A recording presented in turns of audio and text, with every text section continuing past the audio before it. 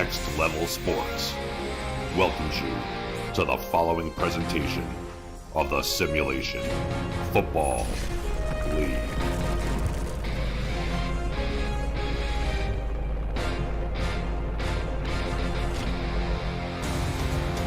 The game to decide who hosts Lone Star in the Season 18 championship kicks off at Sports Gamers Online Stadium as the Baltimore Vultures host the Louisiana Revolution. Good afternoon, everybody. I am Mike Daggs, and alongside me in the broadcast booth is Hall of Famer Matt Wilson. With us on stats, Gerald Smith and Justin Reside. You're watching the Simulation Football League presented by APM Music. Matt, how you doing today? I'm doing great, Mike. Does it get much better than this?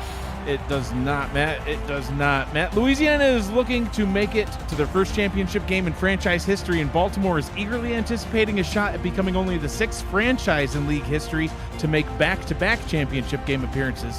What a season for these two teams, and today we'll see a classic battle of the unstoppable force against the immovable object. The number one scoring offense of Baltimore takes on the number one defense of Louisiana. Baltimore's averaging 34 points a game this season, and Louisiana is only allowing 19 points, both a league best. Time to answer the age-old question, which is more important, Matt? A great offense or a great defense? That's a good question, Mike. On paper, Baltimore has the advantage, losing only 2 games all season. They had a rough spot towards the end of the season, but recovered and has won 4 straight. Their offense is unmatched and will need to keep scoring against a dangerous Louisiana defense. They want a fast-tempo, high-scoring affair, take the Revolution out of their ball control comfort zone. Louisiana is having their best season in franchise history. Their tenacious defense and opportunistic offense led them all the way to the semifinal game. The Revolution want a steady, slow ball control game, run the ball with their three-headed attack, let Tommy Utah be a game manager, and rely on the defense to at least slow down Baltimore's explosive offense. Let's not forget, Mike, Louisiana won the previous matchup. Which team will come out on top? There's only one way to find out. It's the playoffs, and it's on the field. All right, Matt, down to the field we go. Otis Boudreaux, the number one kicker in the league this season, has the ball teed up. Baltimore will start things off on offense. Ball taken out of the end zone, returned straight up the middle over to the right, and finally tackled at the 22-yard line. That is where Jack Wigmore will lead the Baltimore offense out onto the field. He is joined on the field by halfback Warren Murray, the fullback, the legendary T. Roy Gaines. Wide receivers, Ivory Irvin, Daley Holder, and Mac Chima. The tight ends, Lloyd Graham Jr. wearing number 83, and number 85, John Michael Suddeth. 3 receivers set to get things started here in Baltimore. Short drop for Wigmore, quick pass over the middle, and that one is immediately batted down. Swatted away and incomplete. Blake B. Craze in on the coverage on that one, second down. It's the kind of coverage Louisiana's going to need. Baltimore's going to fling the ball all over the place. And if you could stop or slow down the passing game, you got a good chance at, beating this team. Wigmore, an ultra-efficient quarterback, Matt. Number 1 in the league in quarterback rating, 105.6. And he will throw on second down and 10 with a 5-receiver set on the field. Wigmore deep down the right-hand sideline. He has his target wide open, jumping and making the catch up at the 42-yard line. That'll be a first down for Baltimore, up at the 43, actually. That was the aforementioned Ivory Irvin on the corner route there, making the grab. Injured, now he's back, fresh as a daisy, and looking to make an impact on this game. 3rd in the league in touchdowns on the season. Looking to get in the end zone here in this one. No. But not so fast as this dangerous secondary gets their hands on the ball once again, Matt. This secondary is the best in the league at getting turnovers, swatting the ball away, getting pick sixes, you name it. I mean, they're just doing it all this season. Yeah, but they're going to need to turn those opportunities into picks, Mike. Deflections are not going to be enough, I don't believe. Mike Ryan, number 2 in the league with 11 interceptions on the season. Looking to get another one here today on that second down pass. That's going to be incomplete, marking Suddeth out of bounds. And that'll bring up a 3rd down and 10. All right, this is where Louisiana's got it buckled up, put the clamps on, and force Wigmore to dump it down short and tackle him short of the line. They're up in their face, so Pressure better get there in a hurry, or these receivers could bust open big. Full receiver set for the Vultures. Wigmore, short pass over the middle. That one is caught. And moving the chains, Daly Holder with the catch. Getting it into Louisiana territory, tackled at the 42-yard line, and it is a first down. Yeah, great play by Baltimore. Louisiana did hold him short of the line, but Holder just crossed it easily, and this machine is moving. Moving indeed. Ooh, I don't know. They will continue to pass as they are in a 4-receiver and 1 tight end set now. Safeties better be playing well. Wigmore throwing over the middle once again connects with Holder, getting all the way down to the 26-yard line. Once again, moving the change. The front 7 on this team, Matt, it's actually the front 8. 5-star defensive linemen Brian Craveman, Leonard Butler Sr., Luther Gond, Ross Napoli, and Chance Wall. The linebackers, Chuck Diesel, Blake B. Craze, and Slyn Shady. Offset I formation on first down. Wigmore hands it off, our first run of the day, and that one's going to go for negative yardage, second down and 11. We mentioned the secondary for this defense. Now let's introduce them. Even Arthur and Rolleman Hood are the corners. Mike Ryan, Tank Bennett, and Dante Grimm are the safeties. Second down and 11. And that's, Louisiana's strength, all those defensive linemen against the running attack. You're going to have to go to the skies. Wigmore throws, there's another nearly picked off. Yeah, there's been, 3 near interceptions on this drive, Matt, and this is the first drive of the ball game, and they've had their hands on it 3 times. They're going to come away with at least one of them. Yeah, well, like I say, they got to be doing that because Baltimore might make a couple mistakes, but if you don't capitalize on them, they're going to score the very next play, and let's see if they might do it here. Again, press all the way across. Wigmore throwing down the right-hand side this time, and another pass swatted away. Oh, that was third down. Fourth down. Yeah, brings up a 4th down and 11, and that'll bring an end to the drive. So Shark Tarkington out onto the field now to attempt a field goal. 19 of 19 on the regular season. He's second all-time in the league, as you heard in the pregame show, with 229 made field goals, looking for 230 right here. This one from about 43 yards out from the right hash.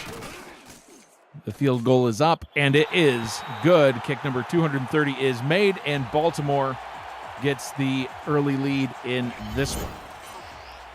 But that's a win for the Louisiana defense. You hold Baltimore to 3, and now you can just, execute your game plan, not worry about too much. This is what Louisiana needs to do throughout the game, force field goals. 10-play, 51-yard drive resulting in 3 points, and now Louisiana will get a shot at it on offense. Aerial coverage of today's game is brought to you by Dags Drone Works, aerial photography and videography services in New York State.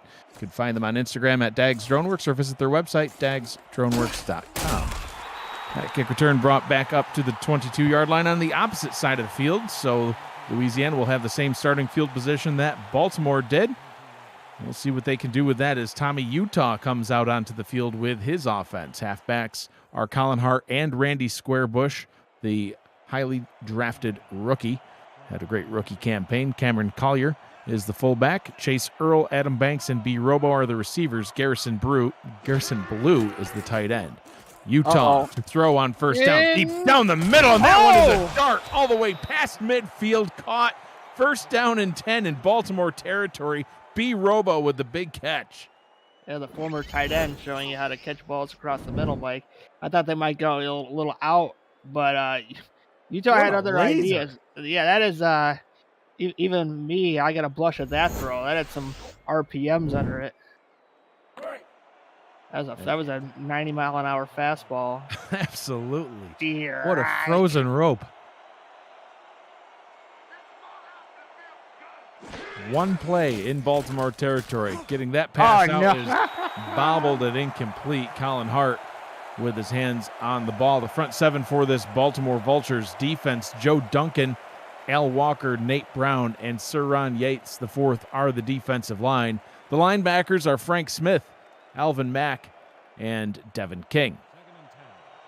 Second down and 10 as you see Colin Hart strutting back to the line. 82 yards on 14 carries in their win over Charleston last week. Takes a handoff here and is able to gain only 3. Setting up a third down and 7. The secondary for Baltimore, cornerbacks Enzo Bolt, Marvin Himes, Ben Stackenpaper, and Elijah Warfield. And the safeties, both of them have been around for a long time, 9 and 8 seasons each, respectively. Giovanni Bolt and Troy Loshaw. Yeah, and Louisiana's a no-man land. They're not in field goal range. Oh, 7, that pass is headed down and incomplete. Ben Stackenpaper in on the coverage. 4th down and 7. They're outside of field goal range, like you mentioned, Matt. So Walter Melanishin will come on to punt for the Revolution. Going to try to pin Baltimore back deep. So 3 points for Baltimore on their opening possession, 0 for Louisiana. Yeah, and that drive kind of, the drop pass just hurt it so much. Kicking this one down the middle, and no backspin. It will roll harmlessly into the end zone. It is a touchback. Baltimore will start at their own 20-yard line. If you are new to the SFL, the Simulation Football League combines traditional sports, esports, and a role-playing game into one. Team strategies are being executed in real time by our simulations as real-life players compete on the virtual gridiron.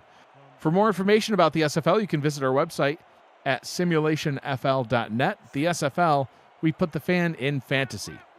Offset I formation for Baltimore on first down. They're going to hand that one off and set right back down. Warren Murray, he is going absolutely nowhere other than a loss of 1. Blake B. Craze with the hard-hitting tackle. I swear, Mikey, it looks like a defensive end. It looks like a defensive tackle. Maybe it's the number, but man, that's a I think it's the girth. Yeah. The sheer width. It's a big fella. Short drop for Wigmore, gets it out into the hands of Murray. And Murray spins up to the 24-yard line, sets up a 3rd down and 6. I think that was Craze again. Yeah. Here we go, 3rd and 6. Louisiana's done a decent job at these passing situations. Let's see if Baltimore comes out gun straight, but no press this time. Wigmore passes over the middle. That one into coverage, and it looked like it was picked off, but no, caught by Daley Holder. 51 yards on 3 catches now. He's ready to play. So is ref. Whoever's 96 is, get out of the way, man. Oh! Yeah, I just reached his arms out, then takes a shot. But... Yeah, Tank Bennett with great coverage there, Matt. He had his hand right up in the passing lane, but hauled in by the have we seen from that position? Yeah, hauled in by the 6'4" Daley Holder, bringing it down. And a free play now for Baltimore is an offsides penalty, but that's going to be declined as Warren Murray gets the pass and takes it all the way up into Louisiana territory. It looks like it's about the 40-yard line. We'll get the call, but I'm sure this will be declined, Matt. Yeah, you'd have to be crazy. Yeah, to accept that. And, Louisiana just bunched up, throw the screen. Nice block out there by 67. And Murray just showing why he's one of the great backs in the league coming out of retirement this season. Midway to play for Baltimore. And who wouldn't want to play for Baltimore, Matt? It's a winning franchise that was in the championship game last season, won the championship. Look at him, only 2 losses this season. Knocking on the door of the championship once again. And you get to play with guys like that. T-Roy Gaines surging forward from the fullback position. Rumbling for 6 there, 2nd down and 4. Looked like he was back playing running back. The 2 defensive players for Louisiana kind of helped open that hole by themselves. They knocked down the O-line, but they also created a giant hole for Gaines to run through. You can't be having that. Haynes takes the ball again, lowers his shoulder, but the defense stands strong. 3rd down and 4. No gain on that one. Let's see, we got to see another gun straight, and then how will Louisiana counter it?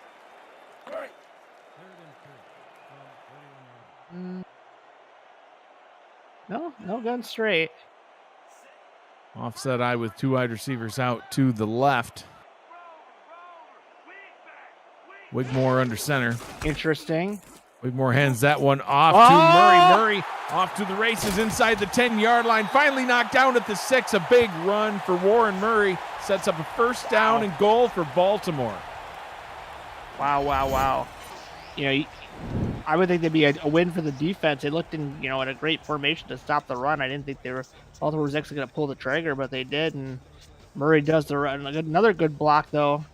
And Murray just turns on the Jets, gets tackled, but they're knocking on the door now. 1st and goal from the 6. Back on the field in a running formation. But they will throw out of it. Passing out to Murray. 2 defenders in the area, and they are able to bring him down at the 7-yard line.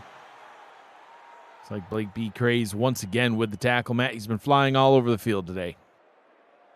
Yeah, he's got to be all over the field. Again, with this offense, everyone has to be mind their P's and Q's, play the best covers they can. Here we go. Shotgun press. 4 receiver set on 2nd down and goal. Wigmore throws, end zone, and it is caught for a touchdown off the deflection. It looked like that one was getting batted down, Matt, and it was caught for a touchdown. Gus Woods with the touchdown, I believe. Gus, okay. Gus Woods, Matt. I mean, he was open. He was there. But that, again, Louisiana got their hands on the ball, Mike, but guess what? No interception, and actually the worst case scenario, they batted it down to the bench warmer receiver, and he made the grab. Gus Woods making a name for himself today here in the semifinal for Baltimore. 9 plays, 80 yards with a Gus Woods touchdown reception off the deflection. Shark Darkington, the extra point. It's up. It's good. 10-0 Baltimore with the lead. The SFL convention is coming to the Las Vegas Strip July 10th through 12th. HyperX Esports Arena at the Luxor will host the season kickoff featuring all 28 teams in action. Live commentary throughout the day, every game on big screens, and your chance to be introduced to the world as a football star. Room rates are just $80 per night, and you can visit simulationfl.net/convention for more information and to reserve your room. Kick taken back from the 1-yard line and returned up to the 20. They'll spot him at the 22. Louisiana back out onto the field on offense now for the 2nd time. Their first possession, Matt, only lasted 5 plays, only went 35 yards, and resulted in a punt. Now down 2 scores. Yeah, and how many hands did Louisiana have on the ball on defense, Mike? And then they had a great start on offense, but then a dropped pass by Hart, and then it just fell apart. Tommy Utah in the gun. 2 receivers out to the right. Pressure coming, and down he goes.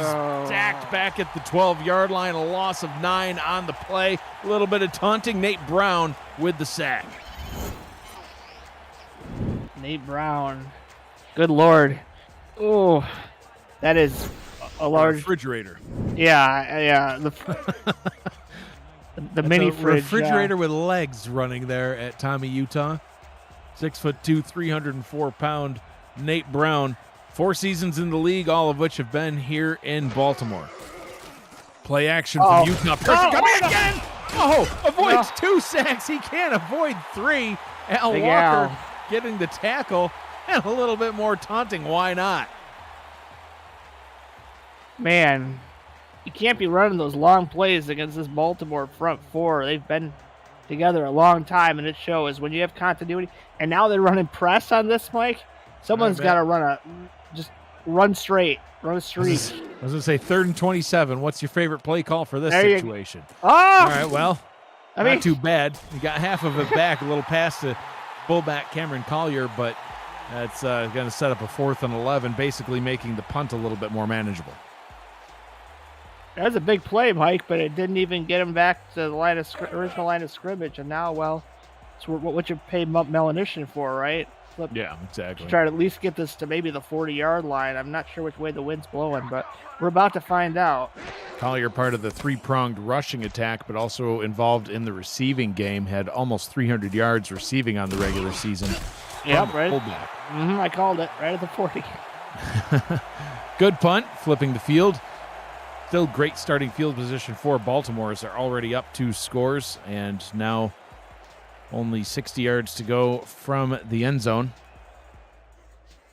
Oof. Their third offensive possession, Matt, their first one was 10 plays. Second one was 9 plays. Combined total of 131 yards between those 2 possessions and 10 points. We'll see what they can get on this one. Wigmore swings that one out to the left-hand side. Warren Murray able to spin, make some moves, and gain 7 on the play. Yeah, now Baltimore again, Mike. They want to play fast, and the pace is quickening.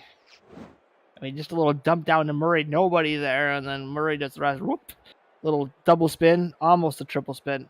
Couldn't quite pull it off, but still, again, those extra yards add up.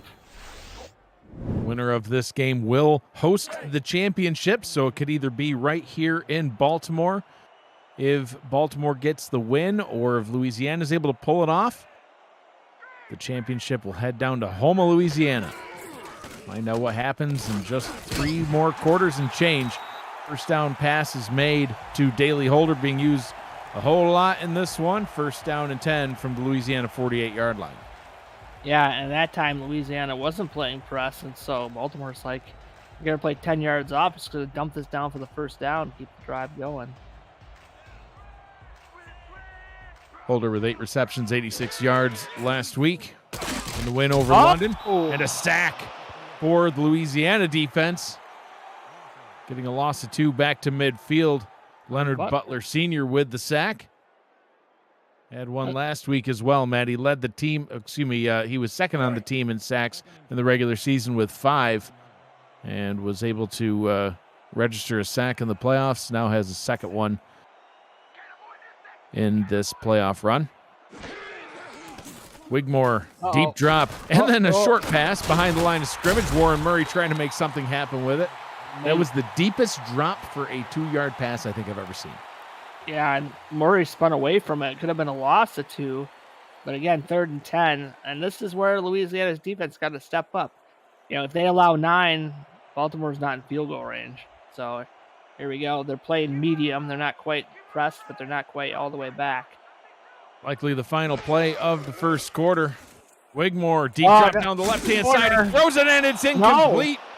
And the clock will stop. Wigmore looks like he's calling for pass interference there. I don't know about that. That was just good coverage. Even Arthur in on the coverage, breaking this one up, Matt. Let's take a look. Corner again. Nice grab, and Arthur got his hand in there and popped the ball loose. Looked like to me, at least. Let's see, right there. Yeah, right hand. Boom. Knocked the ball out. Yeah, that was Mike Ryan, actually, that was in on the coverage, swinging his arm around and punching that one free. Great play by the defense. Yeah, absolutely. Brings an end to the drive and prevents more points from being scored. Baltimore scoring on their first 2 possessions, not able to do it on their third. Corner this punt kick will end the first quarter. Taken back at the 12, brought up to the 16-yard line. So that's how the first quarter will come to an end. Baltimore out in front 10-0 over the Louisiana Revolution. Louisiana will have their 3rd offensive possession here on the other side to get the second quarter started to see if they can get some points. You're watching the Simulation Football League presented by APM Music on Next Level Sports. We'll be back after this. Stay with us.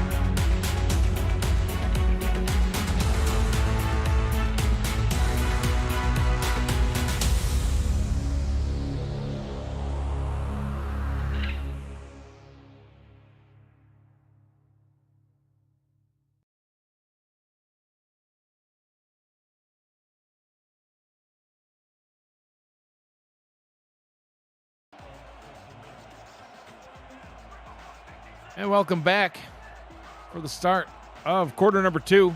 Flip sides of the field. Third offensive possession now for the Revolution. And that one's going to start by going the wrong way. Randy Squarebush getting his hands on the ball for the first time in this one. Goes for -1, tackled by Suron Yates. The fourth in the backfield, loss of 1 on the play. Yeah, Louisiana can't keep losing yards on first and second down. Put your team in such a big hole. Baltimore playing up.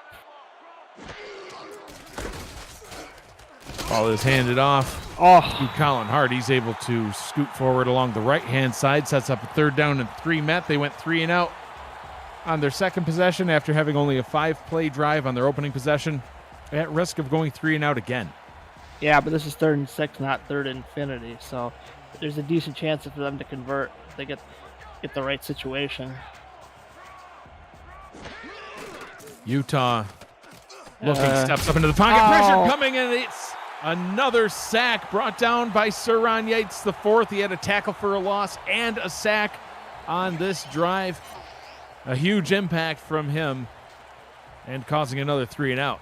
Yeah, I wasn't sure. I'm looking at where the receiver was running. It didn't make much sense. I didn't see where, at least at the top, I didn't see where the bottom, but there wasn't a lot of options. And punting is not a good recipe against Baltimore. No, especially not when you're already down by 2 scores. But Walter Melanishin is standing back at his own goal line. Punts it from about the 3. How much leg does he have? Well, he does actually get it past the 50. And breaking a couple of tackles, getting it back across the 50 is Ivory Irvin. And that'll set Baltimore up in their best starting field position of the day in Louisiana territory. Yeah, so I'm afraid I've got some bad news for Louisiana. They got to limit the damage to a field goal here. 13-0 is still not bad, but 17-0, not great.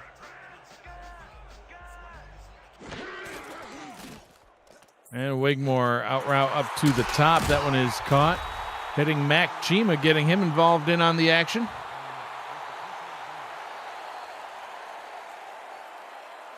Yeah, this Louisiana secondary has got to be a little more aggressive, like they started the game out pressing a lot, and now they're backing off, and Baltimore's just taking the easy, 6, 7, 8 yard gains on first down, no problem.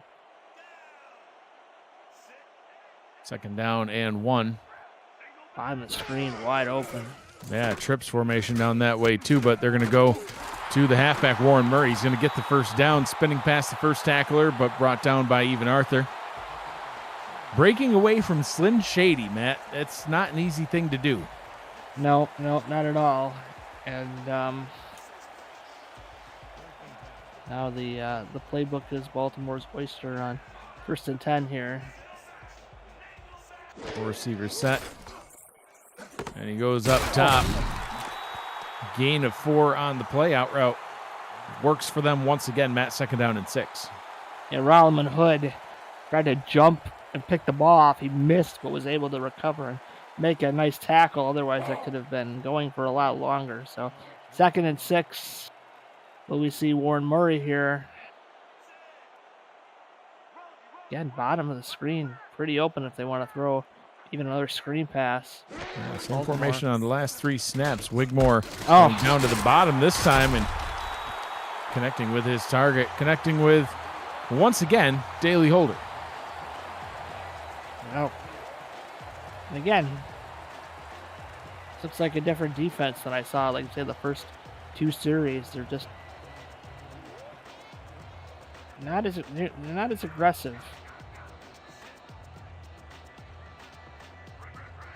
Wigmore under center now on 1st down. Another deep drop, this time firing down midfield, and it's caught all the way down to the 1 yard line. 1st down and goal, hitting his tight end, Lloyd Graham Jr. Ouch. What a great play by Graham. Middle of the field, no safety. That finally gets there a little too late. Graham just dying for that ball and almost gets it into the end zone. And now fire up Gaines, fire up Murray. Even the screen game. A lot of ways to go. And where's the goal line formation? Uh-oh. plenty of ways for these offenses to score, and this one's not going to be a score as he hands it off.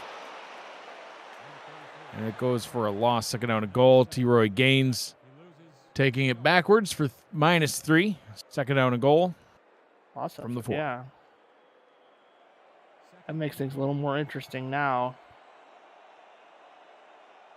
Yeah, look at this formation. Matt Wigmore in the gun. Could be good. 5-man front. Wigmore, pressure coming, steps up, throws, and it is caught. Touchdown, throw it to the tight end. Lloyd Graham Jr., 2 big catches on this drive. That one going for 6. Wigmore running out of time, but you know what? The tight end had boxed out whatever coverage there was, and Graham makes it a potentially 17-0 game here, barring the extra point. Extra point try coming up from Shark Tarkington. Matt, have you caught any of the Lone Star Vancouver game? Lone Star winning that one 20-17. It was a close contest, back and forth the whole game. And so far this one a little bit one-sided, but you can't count out Louisiana quite yet. Still just a 3-score ball game and plenty of action left to be had as we are at 6 minutes 45 seconds to go here in the first half. The SFL is partnered with Rare Drop and Rare Drop Sports to advance live events and distribution. Live and in-person championship weekends, rookie drafts, and community events are all in the works. You can visit raredrop.co for more information on what the company does in the gaming community, and follow Rare Drop Sports on Twitch at twitch.tv/RD Sports. Oh, that was weird. The ball might have popped out the way the camera shifted there, but not to be. But Louisiana right now needs 7 points, and they need it now. 3, it really, I mean, it's points, Mike, but it doesn't feel that great. No, any score takes it from a 3-score to a 2-score ball game, though. That's true. You know, you definitely can't fall into a situation where it's a 4-score ball game. I mean, then things start to get a little out of hand. Colin Hart takes the handoff, tries to spin, and goes for a loss of 1. He hasn't gotten anything going yet. Single-digit yardage so far on this one.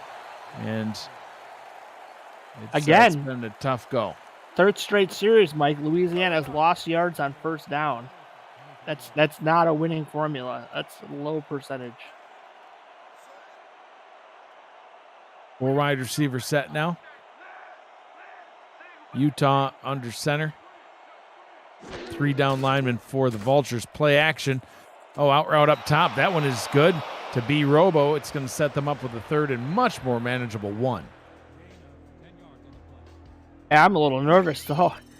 I mean, the way the Baltimore rush defense has been, that yard could be a lot harder than most. Look at that sidearm release. That, when we saw Utah, when he was a rookie, we were like, that release looks a little funky, but it's ball's coming out with a little more gas than it was in his rookie year. So we'll see. Well, shotgun, Mike. I guess that answers my question. No running here unless there's a absolutely. Utah in the gun with 2 receivers out to the left, swings it up to Colin Hart. Great play, getting into the hands of Colin Hart in space, and he's able to get enough to move the chains. Yeah, the receivers drew out the corners, left Hart open in the flat, give it to him. He was able to get just the 1 yard. That's exactly the kind of play you want to run. Just something to get the 1 yard. 2 backs now in the backfield. Utah hands this one off. It's a gain of 1. Looks like Cameron Collier got the handoff. His 2nd carry of the ball game, Matt, that brings him back to an even 0. He actually had the first carry of this possession that went for -1. I called it as Colin Hart, but that was actually Cameron Collier. Louisiana needs to get some decent yards during this 2nd down. Utah pressure coming, hit as he throws, and that one is incomplete. Al Walker and Nate Brown both in the area, disrupting that play. 3rd down and 9. Not much of a drop on that pass, Mike. You kind of need the medium drops against a pass rush. You don't want to have a no step or like a 1 or 2 step drop, because these DTs will eat you for breakfast. So, all right, What do you got, Louisiana? 3rd and 9. Can't take too much time in the pocket. Utah 3 of 6 for 47 yards so far in this one. Play action, pressure coming no. again, and he is sacked again. This defensive line has come to eat today. Al Walker, 2 sacks. Al Walker coming around the edge, and Utah just gets, oh my gosh. Oof. A hit to the knees, perhaps? Undercut. Yeah, that would be illegal in some leagues, but not in the SFL. Everything goes, except for some late hits. Yeah. And clipping and poking in the eye. That should be outlawed, too. Well, don't mess with Wilson. Melanishin punts this one away once again. He's been a busy man so far in this game.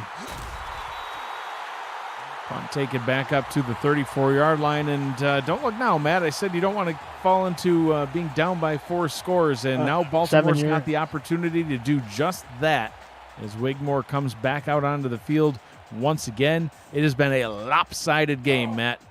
Look at the stats. 140 extra yards for Baltimore. A one-sided affair. Yeah, absolutely. And it's been mainly in the passing game. Rushing hasn't really been big for either team quite yet. But look at the average. 5.9 yards per play versus 2.1. Yeah. Louisiana had that great first drive, and then Hart dropped the ball, and then the momentum just went out the window. Luther Gond in on that stop. Short gain for Warren Murray. It's going to be the pass. It's going to be the passing game. Can Louisiana create some kind of turnover on the passing game? It's going to be tough. Wigmore throws complete once again. Moving the chains once again. The quarterback comparison not quite so comparable, Matt. Well, Utah's eating a lot of turf, Mike. Yes. And look at Wigmore. Look at his pocket for Wigmore. He's just got. You can't. You got to get some pressure on him. Otherwise, you're gonna get picked apart. Yeah, and when you talk about a defense's performance in a game, if a defense has 4 sacks in a game, that's pretty darn good. Baltimore's got 4 sacks in the first half, and we're not done with the first half yet. Ridiculous. Wigmore, out route down to the bottom, and that one is complete. Nice gain of 6 on the play to Ivory Irvin. He only had 1 catch for 7 yards before exiting the game last week against London. Trying to get more involved in this game now. 3 receptions so far. He didn't want to miss tee time. I don't know if that's TT or golf tee, but one of the two. one of the 2 tees was involved. Warren Murray breaking through, surging forward, and he's going to get a first down up to the 32-yard line. So Murray's had a couple of nice runs. Not huge on the stat sheet quite yet. 5 rushes for 39 yards, as long as 25, but that added a nice chunk right there. Yeah, and I said, Mike, Louisiana wants to keep the score low and control the ball. They've not been able to do that whatsoever. They've not really been able to shut down Baltimore's offense to a sufficient amount, not create turnovers, only sacked Wigmore once. They have to do more, but they have to do it quickly because one more score and it's going to be real rough. Yeah, Warren Murray getting that pass and adding on another 5 yards.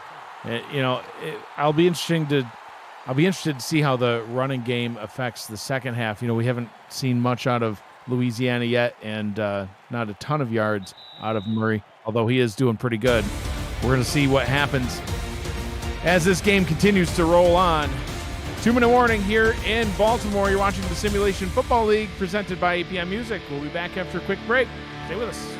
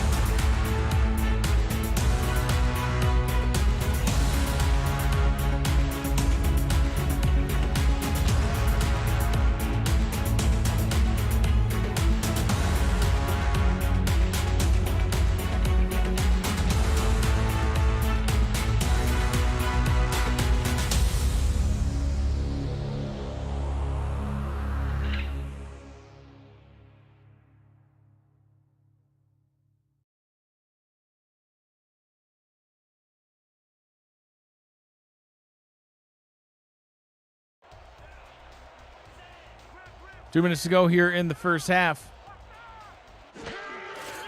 Baltimore looking to make it a 4-score ball game. Hands it off to Warren Murray, and that one goes for no gain. 3rd down and 4.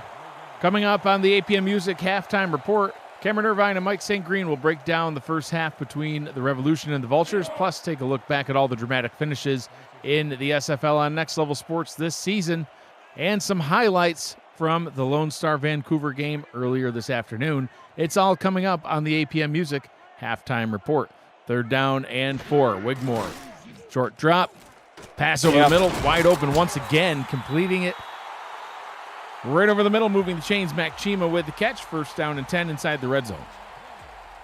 Again, playing way off. 3rd and 5, Mike. I'd love to see some more aggressive press, or at least get up a little bit in the receiver's face. And now Baltimore seeming to be in a hurry all of a sudden, despite having 3 timeouts. But Wakemore to the end zone, and it is tipped in, incomplete, nearly picked off again. Matt, the Revolution need a turnover bad. Yeah, I just thought that was a chance for them, and you got to dig that out. You have to. But you everything stick them if you have to at this stage. Yeah, I mean, what are they going to do? Put you in football jail? Simulated football jail at that. You simulate yourself a key and get yourself right out. Wigmore to the end zone again. There it is. The interception that Louisiana has needed. They get the turnover, and they still have 57 seconds and all 3 timeouts to try to get some points on the board. Even Arthur with the pick of the day so far for Louisiana. Corner route, but there was some miscommunication there, Mike. I mean, I think so, yeah. Wigmore had him open, and he just thought he was going to go inside. He went outside, and I don't know what the heck happened there, but we got some shotgun action, so at least we know Louisiana's not going to pack it in or run the ball. They will throw. Utah needs to be careful with this one. Yeah. Can't give it right back. Do not give it right back. Utah hauls in the low snap, gets the pass out. That one is complete. Nice. Oh, good use of your legs to surge forward, sir. Gets it up to the 31-yard line. B. Robo with the catch. Decent formation run, no huddle in. Oh, gets it up to Colin Hart. Hart securing the ball, getting the 1st down. Timeout called with 37 seconds left to go. Their first of the half. And just like that, they're at their own 42-yard line, Matt. Yeah, Hart I didn't think that was such a great play, but Hart showing he's well-rested, turns on the afterburners and gets the 1st down. Couldn't quite get out of bounds, but you know what? With 3 timeouts, I'll take the yards. Looking at the clock situation, let's hope Louisiana comes out in a similar formation again. Although Robo on the pine, that's not a good sign. Running formation now. What is this? I don't know. Questionable call is what I think it is, Matt. Utah under center. Hands this one off to, looks like Randy Squarebush, and that one goes for only a gain of 2. They'll hurry back to the line. Oh, no. Where's your pass audible? You got just call the timeout right now. Squarebush and Collier in the backfield. Collier takes the handoff. Up for 20 seconds to go now in the first half. Looks like they're setting up the Hail Mary, Matt. Collier rushing forward again. Gets it up to midfield as we hit inside 10 seconds. 4th down and 3. I'd imagine they'll call a timeout and go for the Hail Mary. Or not. They will let it roll to the half. So, interesting way for the first half to end. An opportunity missed, perhaps. 17-0 Baltimore with the lead. Here in this one, we'll be back with the APM Music halftime report after a short break. You're watching the Simulation Football League presented by APM Music on Next Level Sports.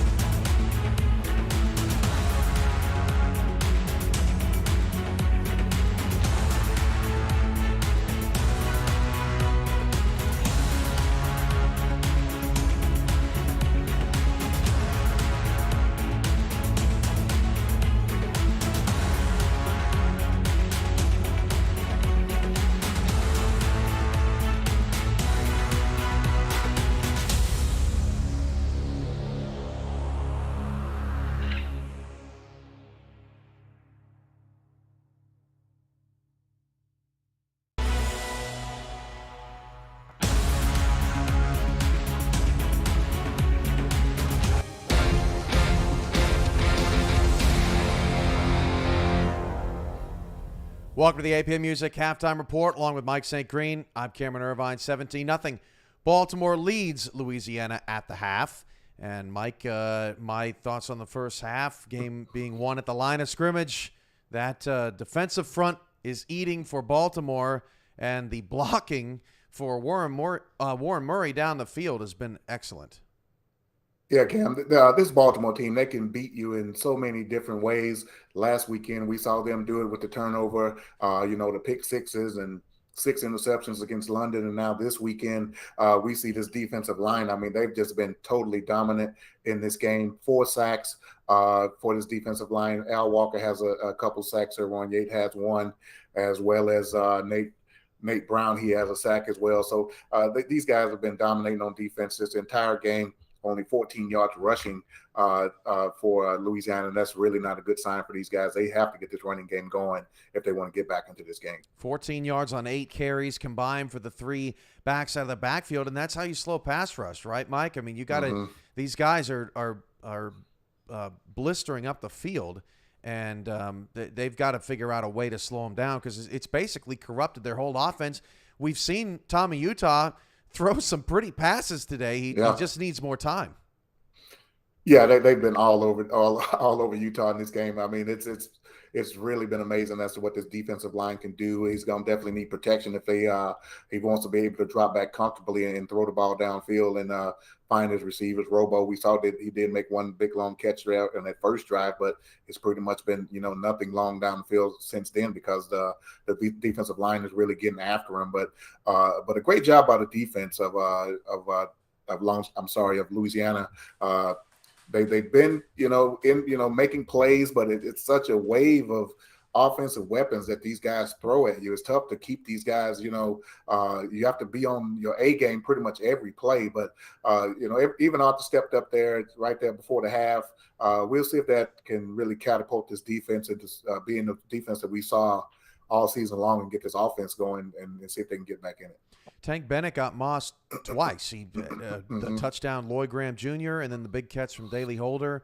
And sometimes, Mike, it's just as simple as saying Baltimore's just played a better first half. I'm not sure that Louisiana played a bad first half. It just Baltimore played a better one, and it's still a 17-0 game. It's anybody's game, a pretty defensive one at that, as Jack Wigmore's had some trouble. He's been on the field a lot, and Louisiana has definitely been around. They just have to make more plays. So the Revolution and the Vultures winner will host the SFL championship game. And who are they going to play? Well, we gave you a hint because we're telling you they're going to host the big game. Lone Star and Vancouver earlier this afternoon. Let's pick it up in the second half. Lone Star had a 13-10 advantage. Ashley Rose Finch with the interception. This was the moment, Mike, where you felt like Vancouver was going to take over late in the third, but that was not the case. Yeah, Ashley Rose Finch with that interception right there, Cam, and we've talked all season long about how it seems when Vancouver need a big play made. It seems like someone on defense always steps up and makes a play, but Lone Star, they were able to answer. And here's that big controversial play right there at that point in the game. Everyone feels like Soto did step out right there at the 2-yard line, but great play and great pass by Finnick nonetheless. We looked at it again on replay afterwards, and this was also questionable right there at the 11. There was actually some green grass in between that shoe, so good no call by the officials to let him go. But at the 2-yard line, I mean, Mike, you need all your timeouts in the second half. You're gonna try to move a guy back to the 2-yard line when they got Ike McBride and Mateo Bravado. I don't know. Tough call there. So 20-10, Vancouver trailed. Questionable PI there, odd, but Vancouver said, hey, you know what? That's for the other call, right? We'll take it, get a first down, move the chains to start the fourth quarter. And once again, Vancouver put together a drive where you thought, okay, they're going to turn this around. Yeah, they seem to, keep themselves in the game, make the, certain plays when they needed to make them, but they never could really sustain anything most of this game, Cameron. We saw a big play right here by Robert Redford. That's one of the few big plays that he had all game long because they were really all over him when he would get out to the flats, but they just could never sustain anything. They were below 5 yards per play all day long, and this Lone Star defense just did a fantastic job. Pepper ducking under coverage to find James Walters. That was his only catch of the day, Mike, after he had over 200 yards and 2 touchdowns against Lone Star in the previous meeting, which was 44-34. This was not 44-34 today, as it was playoff football and the defenses came to play. Drew Hamilton with an interception there with 5 minutes to go. And again, I mean, this was the whole story of the second half. Vancouver, you're just waiting for the #1 team in the SFL this season to come alive, and the Lone Star defense continued to step up time and time again. Yeah, this was actually the point in the game when I thought that Vancouver was going to pull this thing out. And as we see right here, a big 4th down play right here to try to convert and keep this thing going. And then Evan Lacey right there with a huge hit separates Chris Curtis from the ball, and Lone Star celebrating going to the championship game. The field goal would be no good to give Vancouver yet another opportunity in the 4th quarter to do something with it. But Vancouver just simply ran out of time, and Lone Star pulls out the win 20-17. This play, smart play, gets you in Hail Mary range. Just got to move, and that was it. Clock ran out, and the Lone Star Glory are headed to the championship. The 3rd time the franchise has been to the title game, Mike, but the first time in this new iteration, the Lone Star Glory. Yeah, these guys, should be very proud of themselves. They moved over from Seattle a few seasons ago, and they built this team pretty much from the ground up, and they've done a great job of building it into a championship caliber team. Were you going to say something a little earlier, Mike? Well, yeah, on that last play, they got out of bounds, and I think they actually did get out of bounds, but just 1 second too late, then they didn't have opportunity to try to, at least go down the field for the Hail Mary. It probably was a little out of range right there, but, a good effort by Vancouver. As I said, they just could not sustain any drives where they could put together, big play after big play, and it basically came back to bite them in the end. But great seasons from them. They have nothing to hang their heads about, and I'm pretty sure Andy will have these guys back next season competing for a title in season 19. MVP candidate Tom Pepper missed some throws in that second, missed some reads, I should say, in the second half. He was hitting all the targets right where he needed to put the football when he did throw it, right? But there were just guys open that he was missing.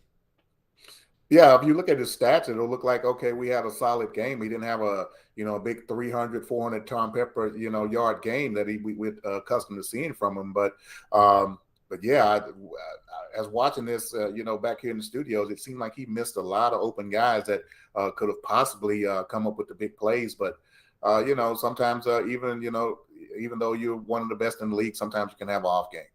Yep, and it came at the wrong time for Vancouver. They just miss out on the playoffs or on the championship game again, and they are now 5-1 at home all time in the playoffs. Lone Star hands them their first home loss in the postseason.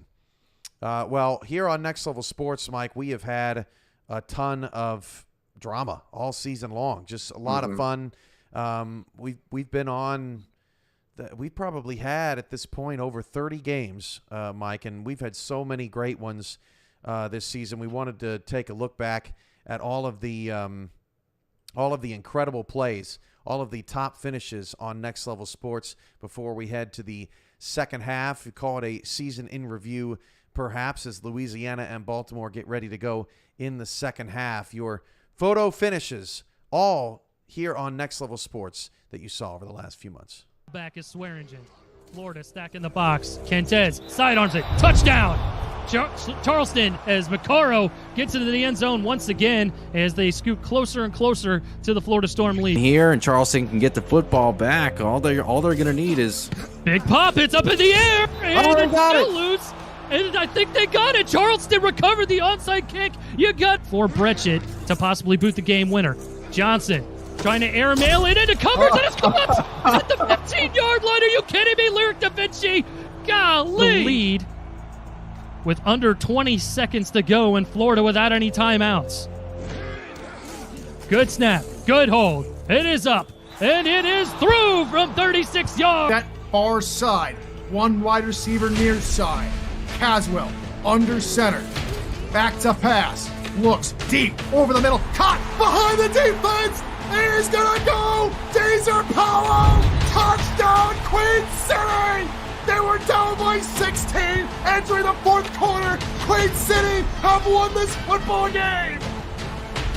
And the fans are going insane here at Conpro Field.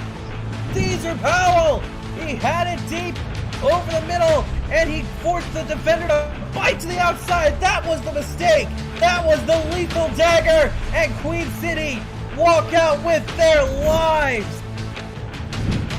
58 seconds. Clock continues to roll. Dynasty looks, fires deep down the middle. What? He's got his man. It's Jamal Wooding all the way down to the 22-yard line, and they're going to hurry back to the line, Matt. First down and 10. 14 seconds to go. Dynasty looks, fires towards the end zone. It's caught. First and goal from the 1. Can they get the snap off? 5 seconds. 3 seconds. Hurrying back to the line, trying to snap the ball, and they run out of time. The ball is spiked, but the clock has hit 0, and Louisiana will come out of here with the victory, 28-20. This will be the final play of the ball game. Third. Intercepted! And Mexico City's gonna win! Oh my goodness! The most improbable ending imaginable! Jared Brody from out of nowhere! And Mexico City scores 13 points in the final 6 seconds to win the ball game! Wow! On to try and keep the hopes of the North alive and to potentially knock Las Vegas out of the playoff race. Snap back, hold down, Pautee will send it up, and it is no good! Off the crossbar! Pautee cannot make the field goal with 4 ticks on the clock remaining. Oh no, Andy, were they probably impatient with one timeout left in their pocket? Your favorite from the season, Mike? Wow, Cam, those last two have to be two of the favorites. I've forgotten about that last one. Well, Pautee, I had a chance to, win that game for DC and coming up off the crossbar. But that Gerard Brody interception, pick 6 to end that game that we thought at the time was going to go to overtime was probably the most incredible play I've seen all season long. And Mike, according to you, you have breaking news that you can share with us right here on SFL Halftime. Yeah. Some incredible breaking news, Cam, and is basically I'm assuming she announced this, at the podium to her teammates right after the game. Looks like Kendra Hall will be moving on from the Vancouver Legion and testing free agency next season. That's incredible news, and best of luck to Kendra and where she finds a home next season. That is big news. Is Vancouver? Hey, all I know, Mike, if she's vacating wide receiver 2 in Vancouver, someone is going to get a great landing spot for their career, because I'd want to play wide receiver 2 in Vancouver if I was a wide receiver. So yeah, wow, that is interesting. 17-0. Baltimore is up on Louisiana at the break. Louisiana does get the ball to start the second half. Mike, they got to get the run game going, right? That's the key. Yeah, they definitely need to come out and get this run game established. Let's see a nice, 8, 9, 10 play drive right here that, ends in points. Get this team back in the game, and then we can see if that defense can finally, get rolling. Like as we've said, they haven't played badly. I mean, even the touchdown by Gus Woods, that was off of a tip pass by Vin Diesel there, I believe it was, and then for a touchdown. So these guys are making plays. Just give this defense something to feed off of from the offense. So hopefully they can get something going here with this first drive. The best friend tandem of Wilson and Dags coming up next with the call in the second half. This has been the APM Music Halftime Report. We'll see you back here for a championship game preview after your conclusion of the game. Louisiana and Baltimore. Coming up next, this has been the APM Music Halftime Report.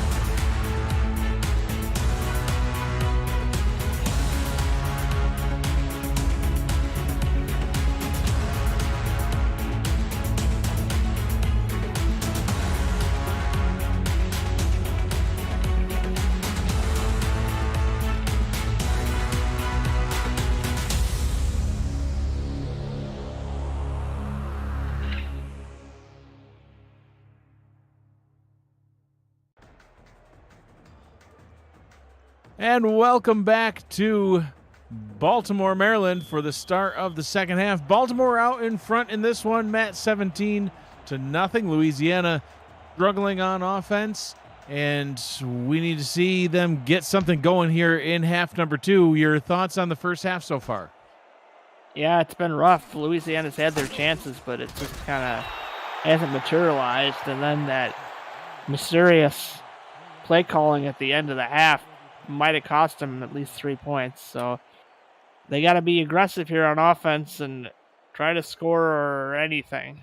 The offense just hasn't even really had opportunities, Matt. Tommy Utah has only thrown the ball 8 times, and his running backs have only taken handoffs a grand total of 8 times as well between the 3 of them. It's just not very much offensive attempts.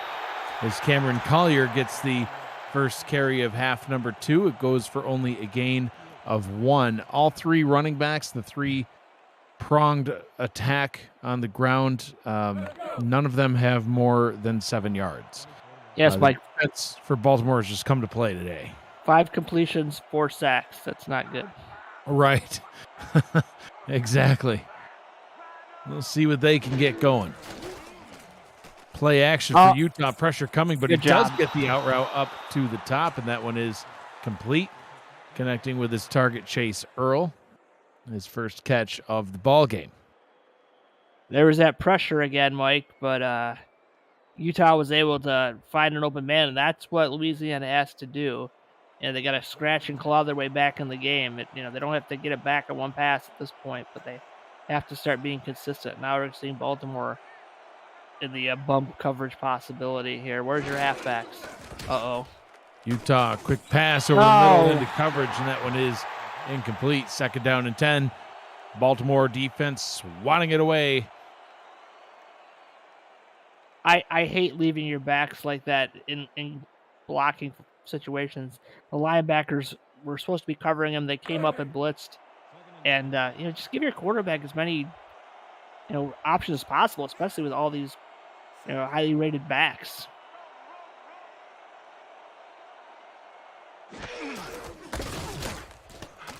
Handed off to Colin Hart once again up the middle. That one for a loss of 1. The Baltimore defense comfortable here at Sports Gamers Online Stadium here in Baltimore. You can check out sportsgamersonline.com or check them out on YouTube and see why millions visit their website and YouTube channel. Sports Gamers Online is the official sponsor of the Baltimore Vultures Stadium.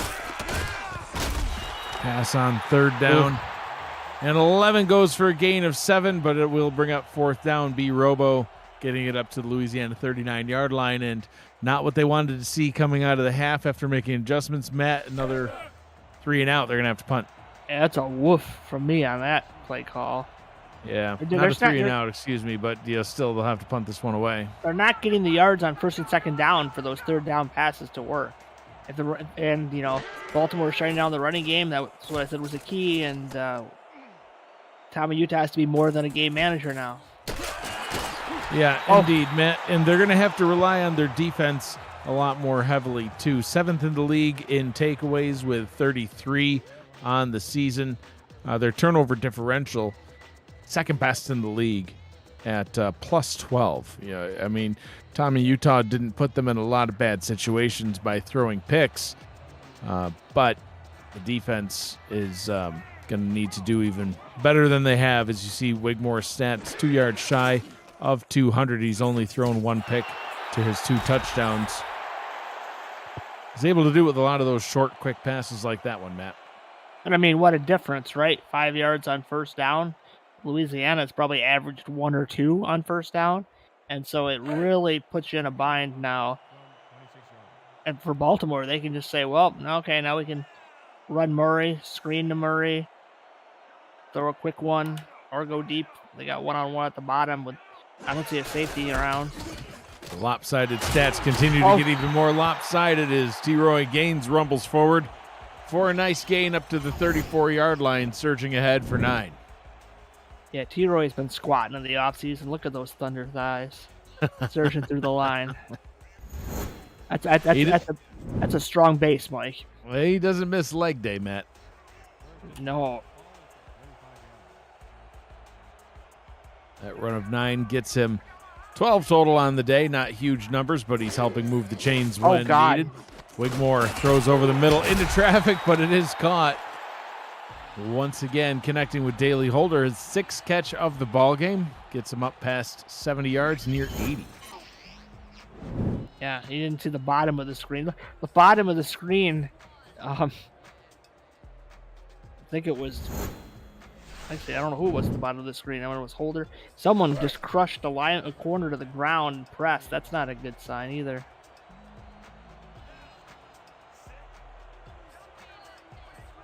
I formation now on first down. Wigmore hands this one off. And rumbling forward again, Warren Murray, who's averaging 6.1 yards per carry on the day. Matt Warren Murray has averaged throughout the season over 6 yards per carry, 3rd best in the league. You noted that he came back halfway through, and look at the production he's been able to do 11 touchdowns so far. Yeah, that's crazy numbers coming in midway through the season. Wigmore throws over the middle, caught once again. Hauled in by the tight end, Lloyd Graham Jr., and it gives Baltimore another first down. Yeah, Wigmore had 2 options in the area when he threw this ball. Look at this. Pick your poison right there. He could have gone to Ivor Irvin as well. Shows the big tight end, first down, and Baltimore right now making it look easy coming out of the half. Yeah, absolutely, Matt. That was their 16th first down on the game. Goal complete. Goal complete indeed. My goodness. 52 yards now for the tight end. Route down to the bottom is caught by Ivory Irvin. Gained 6 more yards for the offense. The medium handoff. Well, it's the extra long handoff on that one, I guess. Yeah, absolutely. And again, like I said, first down just sets the tone for the rest of the series. Mike, you get 6 yards on first down. Chances are you're going to convert on third down if you get that far. Murray takes the handoff again and is not even touched for about the first 8 yards of that run. Gets it up to the 22-yard line, and Matt, they just keep piling on first downs. Yeah, 6 yards here, 7 yards there. Now Baltimore taking more of a ball control approach, and why not? You're up 17-0. You got the ball. Clock is your friend. Just pick up, adopting more of the old Alaska style of offense, Mike. The death by 1,000 pinpricks. Yeah.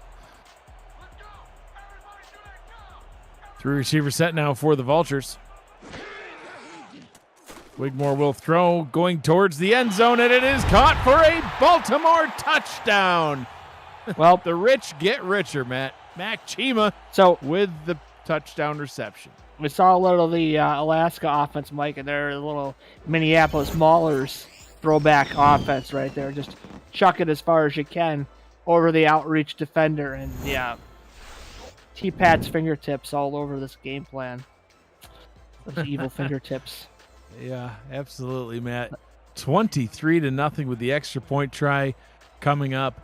And, Matt, it gives shades back to the season 12 quarterfinal playoff game between the Baltimore Vultures and this franchise, who was then the New Orleans Pharaohs, which was the worst road loss in franchise history at that point, and still to this day was their worst road loss here in Baltimore, as the Baltimore Vultures piled on 62 points and beat them 62-34. Since that time, they've played 3 more times. Baltimore won the next 2 after that playoff win, and then finally Louisiana would have their number. So effectively, the New Orleans Pharaohs never beat Baltimore, and the Louisiana Revolution have never lost to Baltimore. Obviously, in a bad situation here in this one, though. Yeah, and with Louisiana's offense, Mike, again, we need an explosive play drawn up. We need some kind of go route, some kind of deep post. They can't be now chunking it 5 or 6 yards at a time. There's not enough. Oh, or that. Yeah, a 3-yard handoff's not going to help anything. The defensive line with the tackles for a loss and the sacks, they just keep on piling up. And again, Mike, a loss of yards on first down just sets up the rest of the drive for failure. Are we going Hail Mary here on second? I'm just kidding. Devin King with the TFL, the outside linebacker. Colin Hart not able to get anything there other than 1 short yard before Elijah Warfield tackles him. 3rd down and 12. And Matt, that's, I believe, your point. You know, you lose those yards on first down. You're not able to get much on second. Here you go, a 3rd and long. And now Utah is going to be under siege. And again, no gun, Mike. There's 2 backs, and they're going to probably stay in the block. Utah out route down to the bottom, and that's not even going to be close. Oof. So 4th down and 7, another drive coming to an end for Louisiana. And, you know, I think Cameron Irvine during the halftime report, Matt, may have just summed it up as best as possible. Baltimore is just playing better. Offensively, defensively, I mean, they've got it. They've got this game plan, I mean, figured out to a T.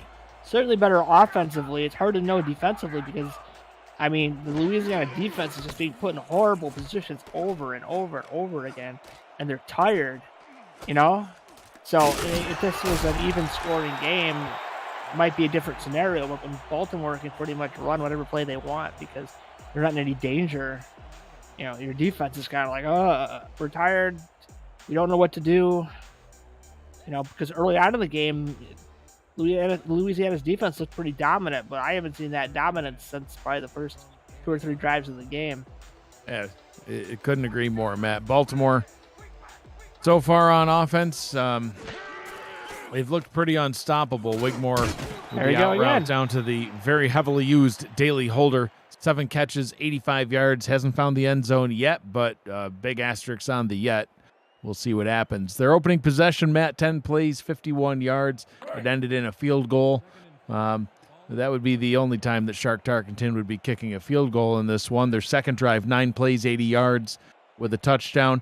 Their third drive, it was the one and only time that they punted. Sam Shepard is their punter, by the way. We might not say his name again, so we may as well get that out of the way now. Sam Shepard, the rookie punter for Baltimore. Every once in a while you'll see him. He has the number 5 on his jersey.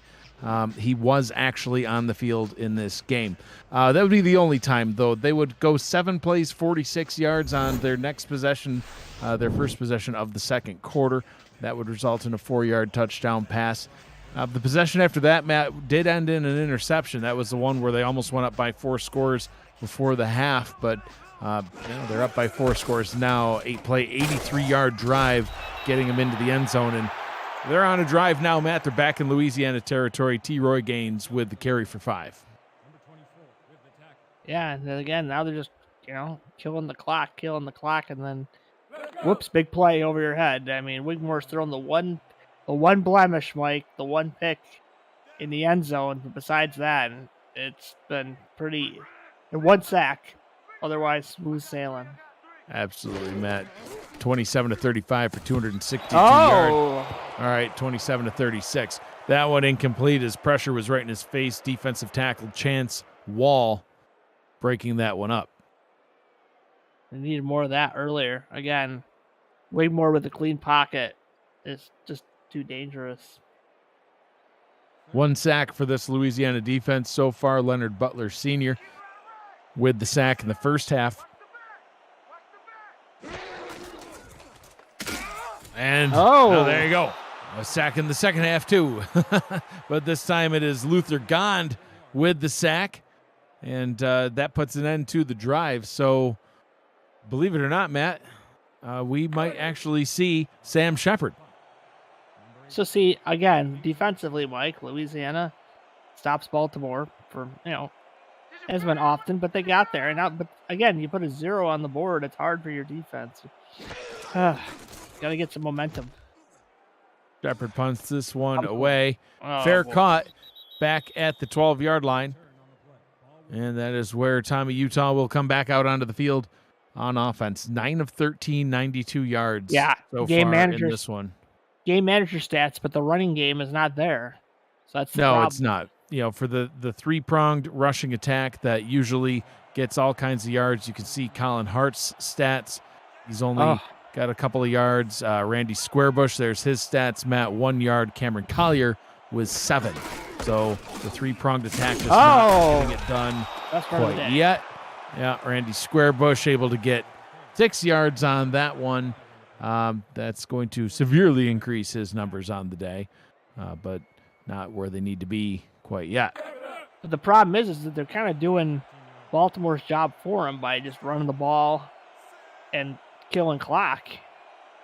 Yeah, but they have a rushing offense, and so, being down this much, we'll see if they can make the adjustment needed. And they get it in the hands of Colin Hart. Spins. Can't get the first down, but it sets up a 3rd down and 1. The offense really lives and dies, Matt, through the rushing attack. 326 carries in the regular season, split up between Hart, Squarebush, and Collier for almost 1,400 yards, 11 rushing touchdowns. They're a huge part of the offense. And so far in this one, a combined total of 17 rushing yards, and they'll get the first down, getting up past 20 yards now total on the day. But, as we tick the final seconds down of the 3rd quarter. So, 4th quarters, they're going to have to air it out, Matt. And you got to figure that Baltimore's playing a little softer in the run game because they don't want to give up the pass. So they'll take these 3-4 yard runs all day long. With 0 on the board, it's not having a big effect on the outcome of the game. Squarebush takes the handoff in what will likely have been the final play of the 3rd quarter. We'll set up a 2nd down and 5. As we take those final seconds away. So, 3 quarters in the books, Matt. 11 minutes remains here in Baltimore. A 0 still on the board for Louisiana. Vultures out in front. 24-0 over the Revolution. You are watching the Simulation Football League presented by APM Music on Next Level Sports.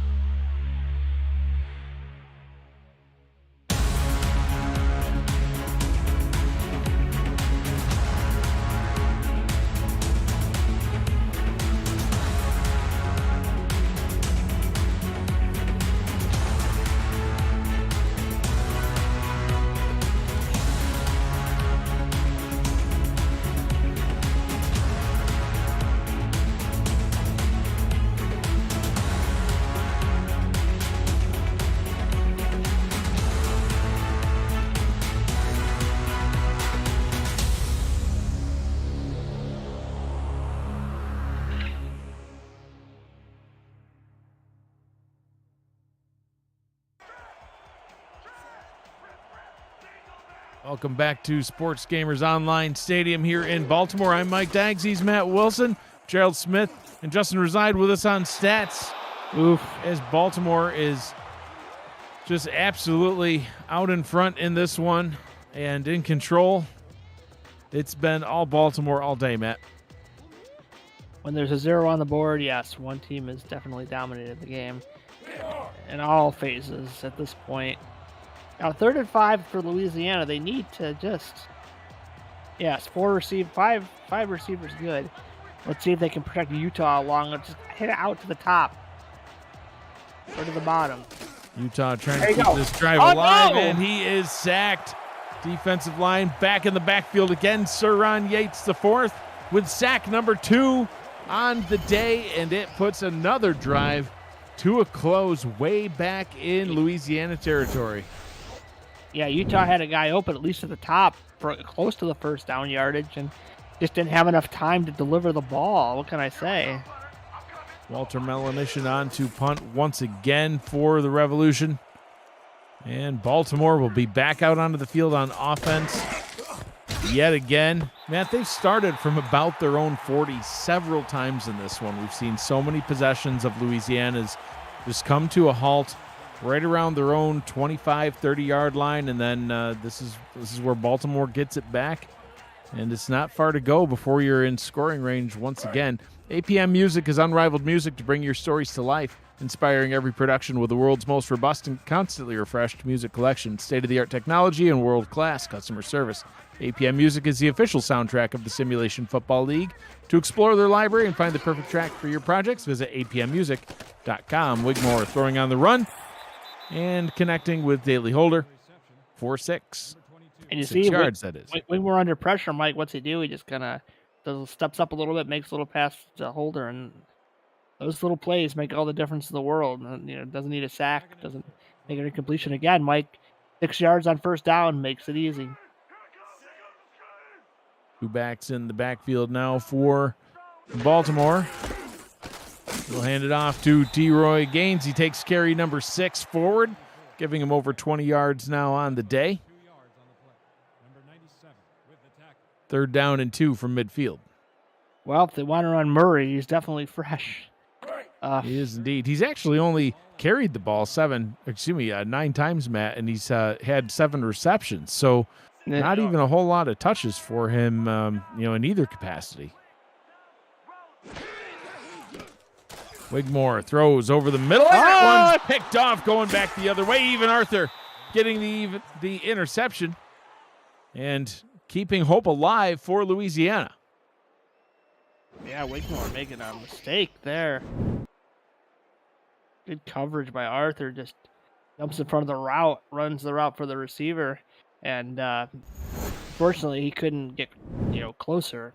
But okay, Louisiana, 9 minutes to go. Let's just ball out, bomb it out. You got nothing to lose. Don't worry about the well, never mind. A running formation. And it's handed off to Squarebush. They got a yard, Mike. It's not a negative. It's not a negative indeed. So the longest drive on the day, Matt, for Louisiana came on their opening possession when they had 5 plays, 35 yards. That was it. 32 of those were passing yards. So they came out throwing and only had 1 rush for 3 yards on that drive. But 35 yards is their longest drive of the day. Squarebush carries it forward for a gain of 4. It'll set up a 3rd down and 5.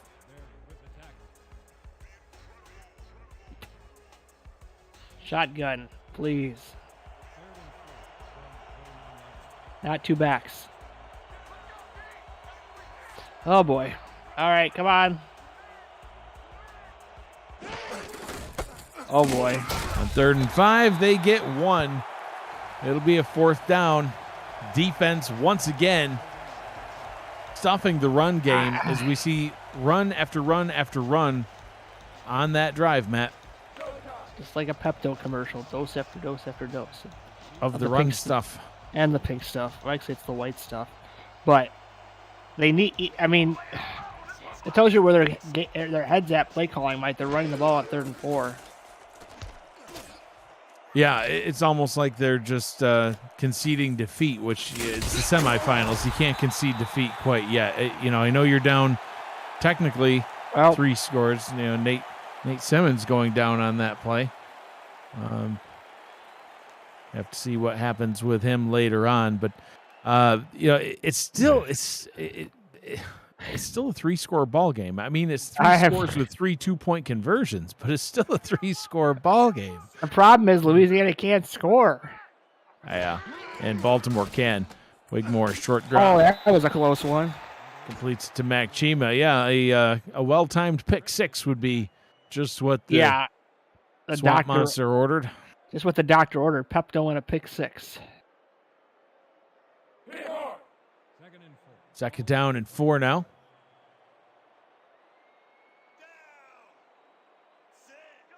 Here comes Murray. Oh, wait, man. Well, here we go. Let's see. Wigmore sees that the defense is all piling up, making a change. Nearly jumping off sides, but not quite. And Murray does indeed get the handoff and gets almost everything he needs. Boy, that was 3 on the play. Strange, Mike. It was almost – I'd never seen that. A guy jump, but he was so far back that it was not offsides. He made it back. I think he may have stepped off sides, but came back before the snap. So. There's a silver lining right there. I just go screen the bottom. There's nobody there. And Wigmore does indeed go screen bottom, has a blocker out in front of him. Murray getting the first down and keeping the clock rolling. Coverage of the Simulation Football League on Next Level Sports continues next Saturday with the 18th SFL Championship game starting at 2:30 p.m. Eastern Time. And we'll have what is sure to be another epic chase for the title, plus new teams and reshaped divisions to be announced at halftime. Visit NLSE.com to find Next Level Sports in your area. Warren Murray with another carry, averaging 6.1 per carry, Matt. That was basically his average per carry on the season as well. Maybe there's something to be said for coming back halfway through the season and being fresh and ready to carry the load for your team. Well, I mean, the remainder of the season. When you got gains in this passing attack, you just got to be available when they want you to be. Another first down for Baltimore as the clock continues to tick away. John Michael Sunneth, the rookie tight end, 6'7" target. Getting that one. Like they needed anything else. A 6'7" second string tight end. Moves the chains up to the 42-yard line. Tick, tick, tick, tick. Wigmore hands this one off. Murray tackled after a gain of 2. And the defense just look exhausted, Matt. I would be. I mean, I'm a quarterback. Of course, I'd be exhausted after one series. Imagine me out there playing safety. No, you would just kind of stand there and watch the ball fly by and be like, well, that's a pretty good throw. I wish I could throw a spiral like that. That's what you'd be saying.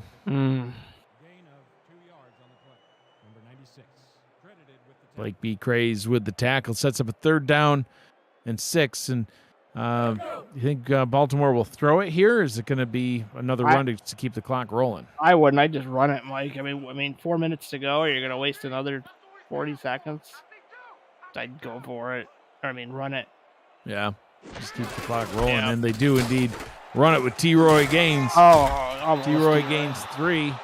And we'll hit inside the 4-minute mark. And then we will see another rare Sam Shepard sighting. There he is. The Sham Shepard. He's not a sham, Mike. He's the real Shepard. So now you might think the backs might come in and give Louisiana a chance, but they haven't shown a passing ability, to throw it, down the field. So even if the backups are in, it's going to be another slow drip. They're letting all the clock tick away that they can off the play clock. Shepard punting this one away. Oh, a deep punt. Oh, man. Drop down to the 9. And roll no. to a stop. Oh. Nothing can go right for Louisiana. My goodness. Let's see what they can do as they start this next possession out 98 yards away from the goal line on the other side of this break. You are watching the Simulation Football League semifinals on Next Level Sports. Stay with us.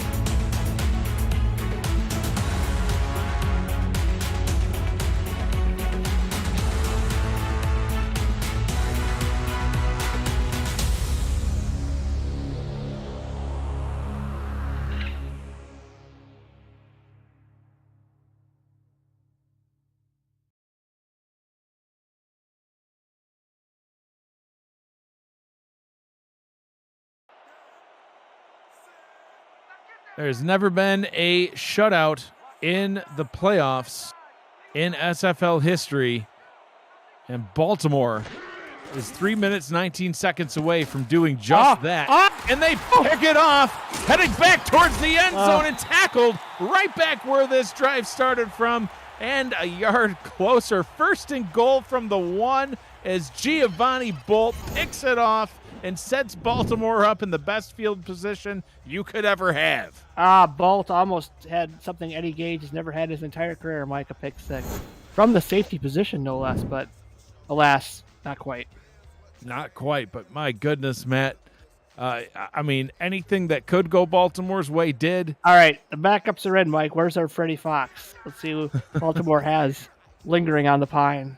Adam Jefferson in at quarterback for the Vultures. T-Roy into the end zone is T-Roy Gaines piling on the points.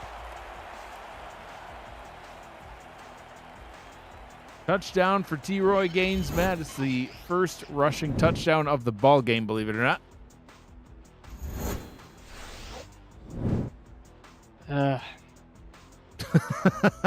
And that sums up Matt's thoughts on the game right there. I mean, yeah, just more. I guess the good news for Louisiana is they're out of safety range now, barring a disaster on the kickoff. I'm trying to find rainbows, Mike, but there's a lot of clouds around. Yeah, that's you're digging deep for the rainbows there. Shark Tarkington kicks the extra point up and through. 3 minutes, 11 seconds to go in this semifinal matchup. 31-0. Baltimore out in front.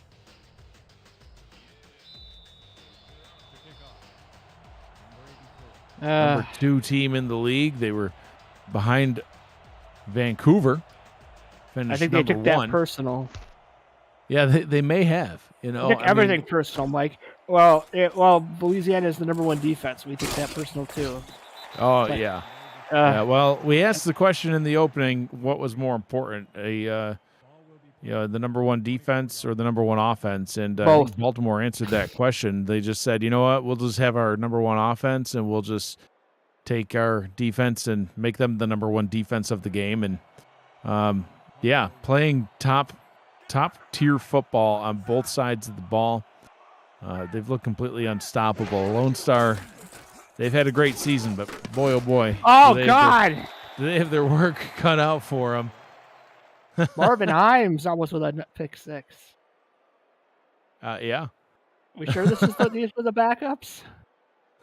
Well, the backups were in on offense. Marvin Himes is, of course, the starter. So, and there's T-Pat piping in. I don't know if he needs to be boasting after this performance, but yep, he is. Utah, quick pass over the middle. That one is incomplete. Great coverage once again on the play. B. Robo, the first pass that was going his way, that is incomplete. 2 minutes, 59 seconds to go in the ball game. 3rd and 10.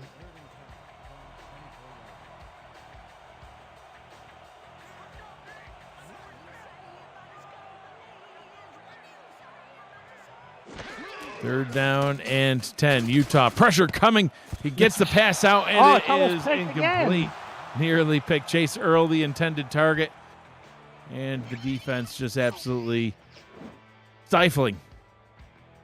Yeah, blitz coming again. 3 receiver option, and Marvin Himes again in the area, almost with another pick. Look at him. I mean, your defensive back core is good when you're. Well, he's the number 2 guy. I don't know.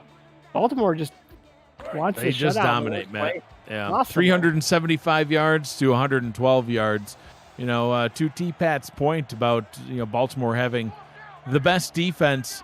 Baltimore was number 3 in points allowed per game. We talked about Louisiana being number 1 in points allowed per game on defense, but Baltimore was right there with them at number 3. Louisiana only allowed 19 points per game on average, but Baltimore only allowed 23. And this one, they've allowed 0.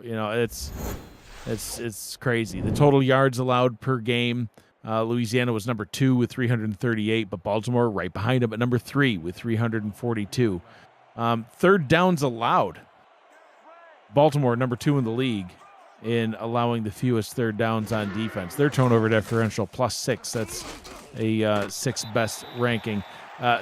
Just no matter how you slice it, Baltimore's defense statistically might not be quite as good as Louisiana's was in the regular season, but they were right behind them in every category. And in this game in particular, they really came to show that they deserve to make their way back to the championship game, and they are 2 minutes and 46 seconds from becoming the 6th franchise in league history to make back-to-back championship appearances.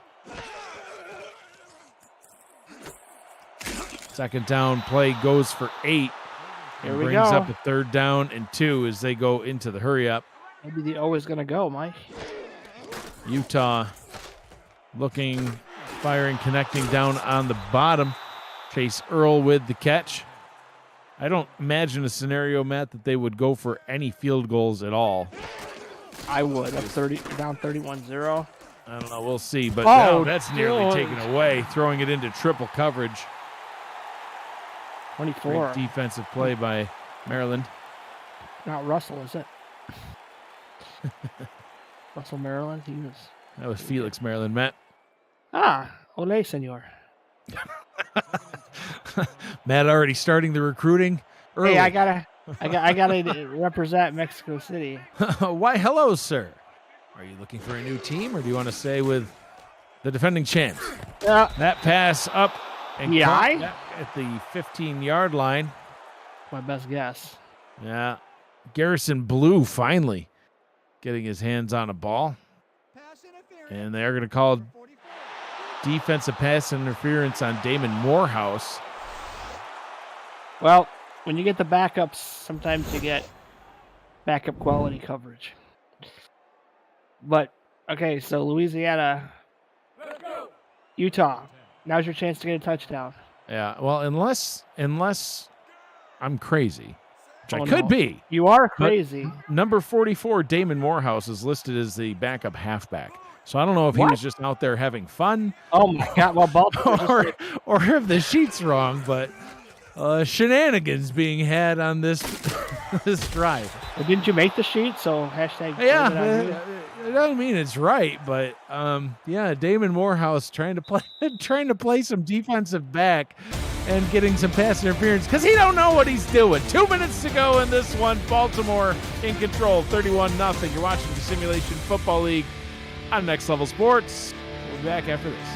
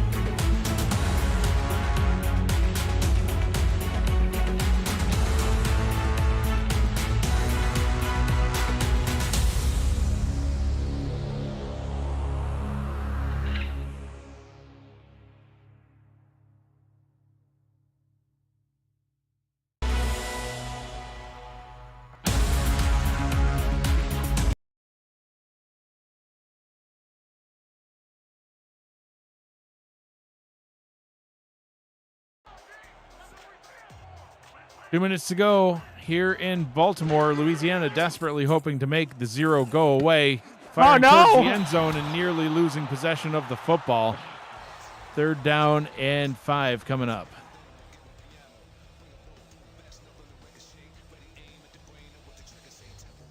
Third down and 5, Matt.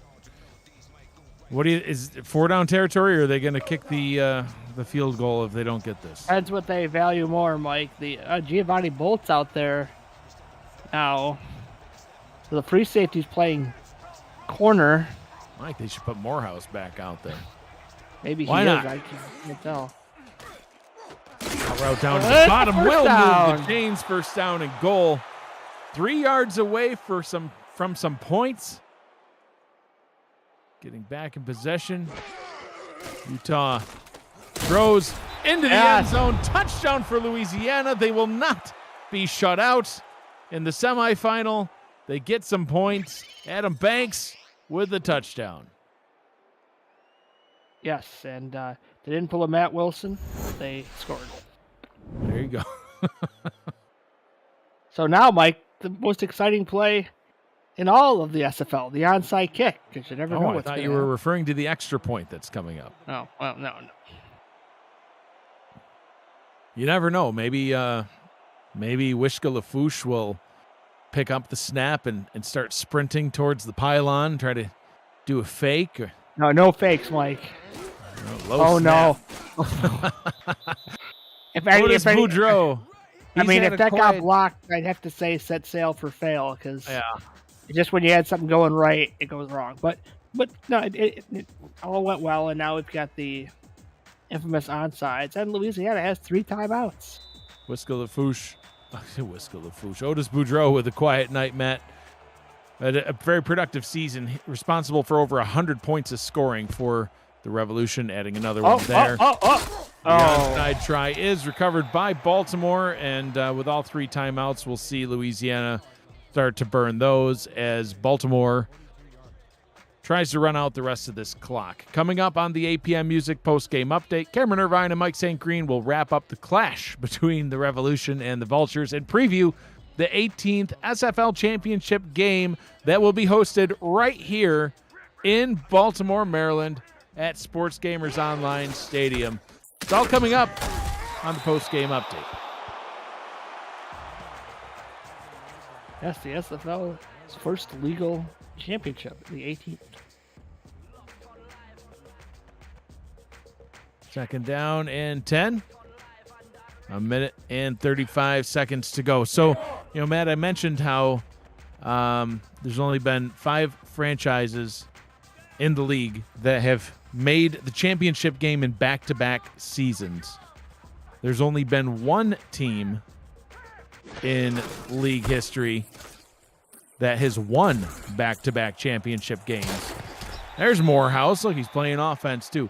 Who is the team that has won back-to-back championship games? This is an easy question. The Maulers? No. The Storm? They've never won any. Maulers never won any championships. The Minneapolis Maulers? No, excuse me. Never made back-to-back championships is what I meant to say. T-Pat was about to throw rocks at me. The Alaska Storm not only made back-to-back championships and won back-to-back championships, they actually made 3 in a row and won all 3.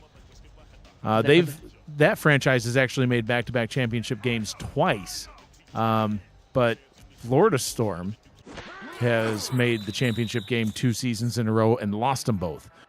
Jacksonville, then the Tallahassee Pride, also made back-to-back championship games, lost them both. Sioux Falls made back-to-back championships, lost them both.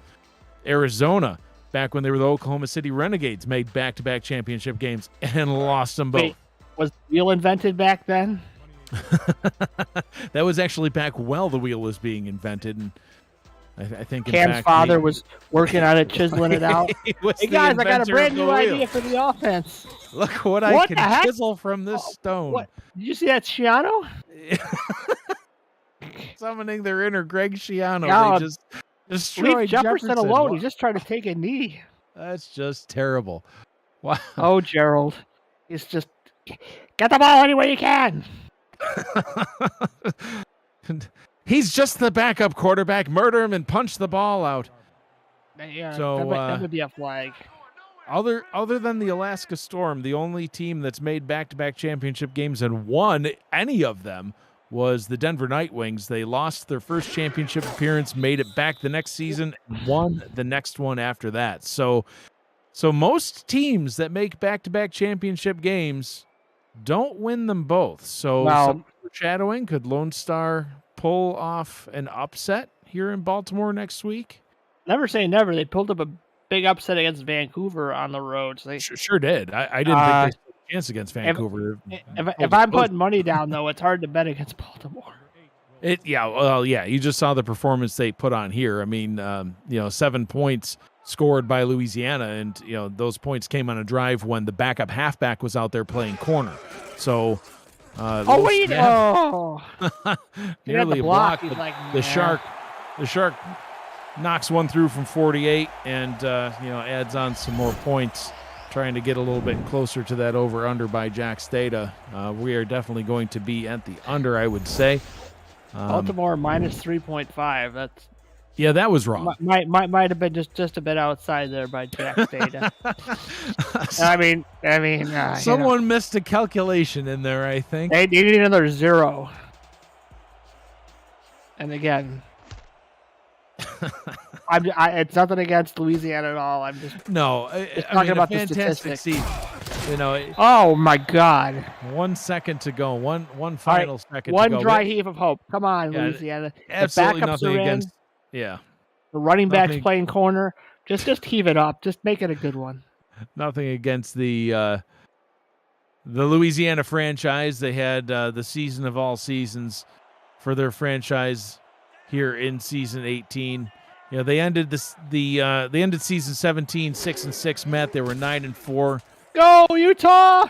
Run! Nice completion to Robo to end the season for Louisiana, but the season will continue for Baltimore as they pull off the victory here in the semifinals, 34-7 over the Louisiana Revolution, and they are going back to the SFL championship game to host here in Baltimore. Lone Star Glory will be in here next week, Matt, and the winner will take all and be the SFL Season 18 champions.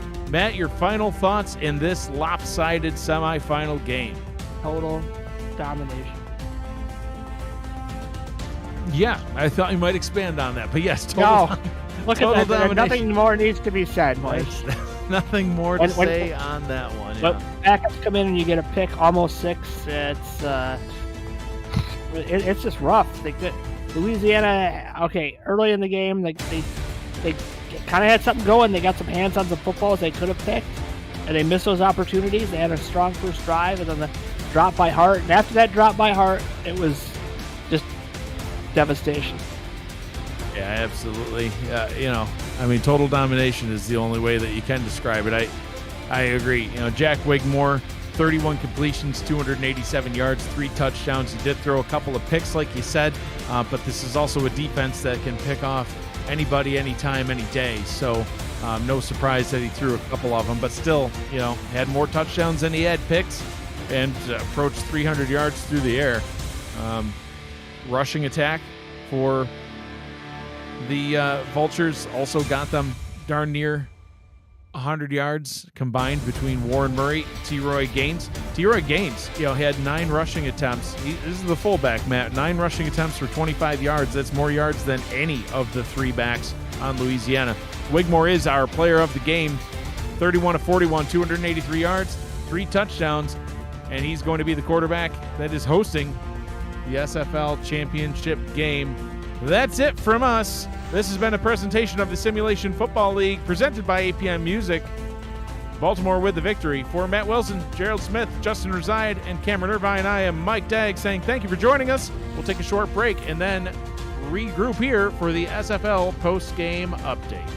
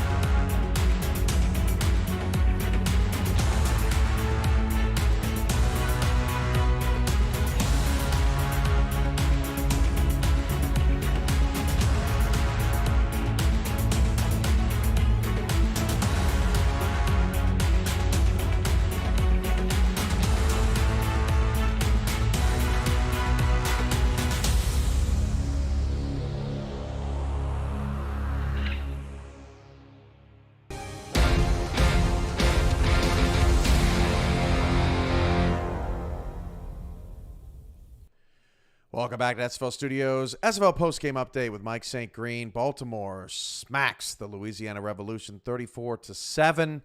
They have dominated the playoffs, Mike, and paved their way to a third championship in 4 seasons. Your thoughts on their victory today? Yeah, Cam, dominant indeed in these 2 playoff games, outscored their opponents 77-20. Neither game, was even nowhere, near being close. These guys, in my opinion, Cam, at this point have to be in the talks or in consideration for being the best franchise in SFL history at this point. I mean, they 75% win percentage, going for their third championship, in the past 4 seasons. I mean, these guys have just been amazing, and basically the dominant fashion in which they do it. I mean, you just have to be, they have to be considered for that now. Yeah, absolutely. Sorry, just got someone telling us our audio was off. No, it's not. But yeah, Mike, this was an incredible performance by the Baltimore Vultures, and Louisiana had an incredible season. They really did. I mean, they won the East Division.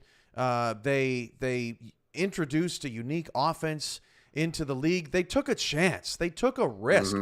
Stuff like that has to be celebrated. Lone Star is one of those teams that does things a little bit differently. Heck, Baltimore does things a little bit differently, right? And it's just so refreshing to see teams not afraid to take a chance. And Louisiana should be commended on thinking outside the box. This is a copycat league. How many times we come on here, Mike, and we talk about all slants, and we talk about swing passes, and we talk about all that stuff. But Louisiana found a different way to get here, and they didn't play well today, but they were certainly fun to watch all season. Yeah, they thought outside of the box from the minute of the season 18 draft when they took Randy Squarebush, and people were wondering, what is this about? They'd already signed Colin Hart in free agency. How are they going to make this work? And they figured out a way to make it work for for them. And people were questioning early in the season. Yeah, they're winning games, but they're not championship caliber.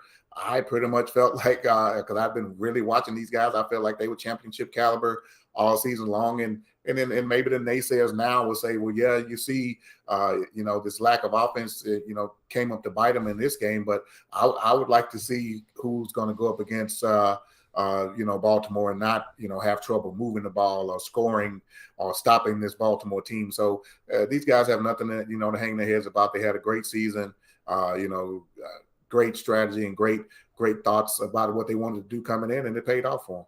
Our community is something else, Mike. We too many knuckleheads around here. But we have reached the championship game. Lone Star and Baltimore, they deserve to be here. It's just unbelievable. Here's the bracket and how it broke down today. 10-4 Lone Star, 12-2 Baltimore. You think back to Lone Star just a few weeks ago, this team had to win the division on the final game of the season, and now here they are playing for the title.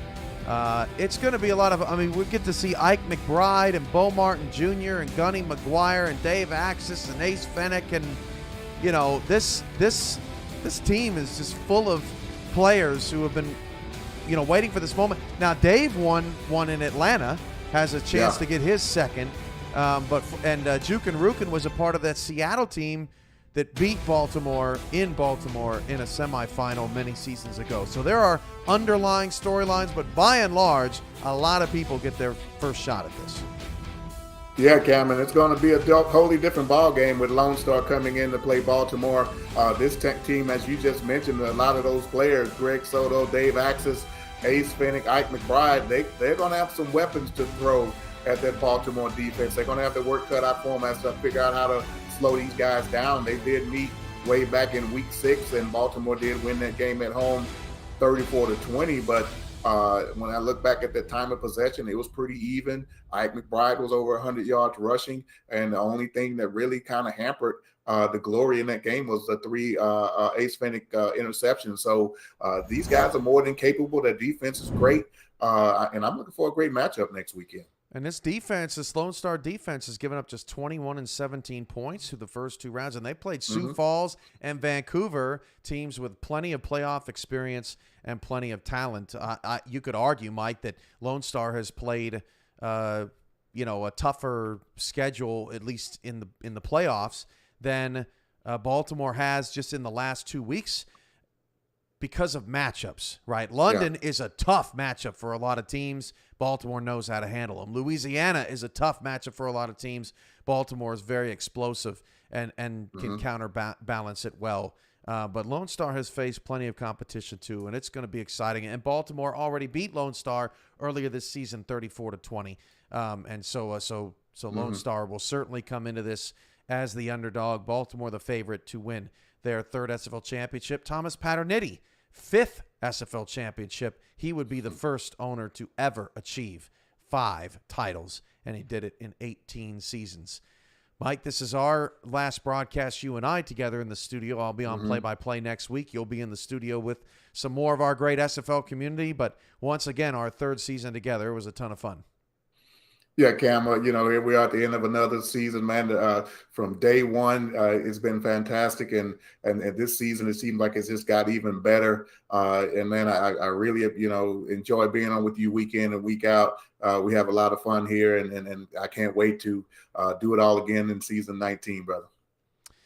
All right, that's it for us at SFL Studios. We'll see you next weekend for the SFL Championship game, our 18th. Such an honor to be here with all of you on Next Level Sports. For Mike St. Green, I'm Cameron Irvine, and we will see you next weekend, same time, same place, 2:30 Eastern, right here on Next Level Sports. Good night, everybody. Have a great weekend.